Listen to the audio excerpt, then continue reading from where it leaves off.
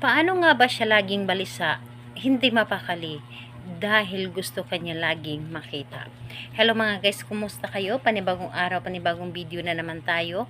And sa araw na ito ay isa na namang video ang aking ituturo sa inyo na simpleng gabay o simpleng pamamaraan na makakatulong sa atin.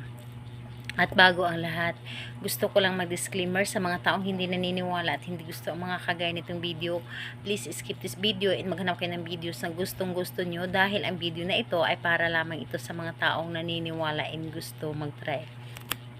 Sa lahat po ng mga nagko-comment dito sa aking video, dito sa loob ng aking channel, mag-ingat sa lahat ng mga nagre-reply sa inyo na dinadala kayo sa kanilang WhatsApp in Imo app upang makaiwas po tayo sa scam. Ngayon po, ituturo ko sa inyo paano nga ba siya laging balisa o paano siya laging balisain at hindi mapakali dahil gusto niya na makita ka. Ito ay pwedeng gawin sa parehas ang kasarian, babae ito babae, and lalaki ito lalaki.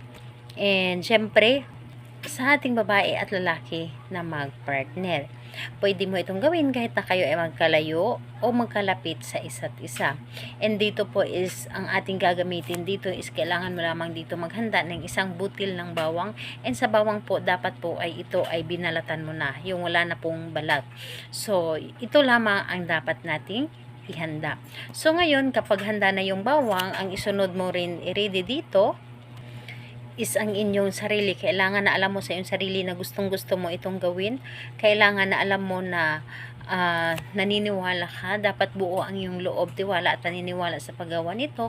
And dapat wala po kayo mga iniisip na mga problema kapag gagawin mo ito. So ngayon, kapag ready ka na, pwede mo na itong simulan. So ang gagawin mo lamang dito, napakadali lamang. So, dito sa iyong palad, sa left hand, dito po is hawakan ninyo ang bawang. At ang bawang na ito ay i-cross mo ito ng 7 beses dito sa iyong palad. Kasabay sabi ng kanyang pangalan at yung nais ninyo. Halimbawa, ganito, pa-cross po. Pangalan, apelyido, mababalisa ka, at hindi ka mapakali dahil gusto mo akong laging makita. Cross muli, pangalan, apelyido, mababalisa ka, hindi ka mapakali dahil lagi mo akong gustong makita. So, ganun pa rin, ikapangatlo, and pa-cross, pangalan, apelyido, at yung nais ninyo, yun ang sabihin ninyo. And, ayun po, dapat po ay 7 cross lamang. So, ganun ang inyong gagawin, 7 cross sa inyong palad at 7 sambit din ng kanyang pangalan at ang inyong nais. So, ayun po, pagkatapos nito, sa iyong pagkasambit, ang bawang na ito ay ilagay mo lamang ito sa ilalim ng inyong unan.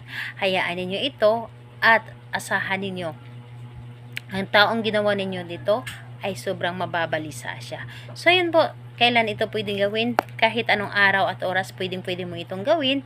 Basta't alam mo sa iyong sarili na hindi ka nagdududa dito at para pang hinihila ka na gawin ito. Ayun po, salamat po sa inyo. Bye bye everyone. God bless us all.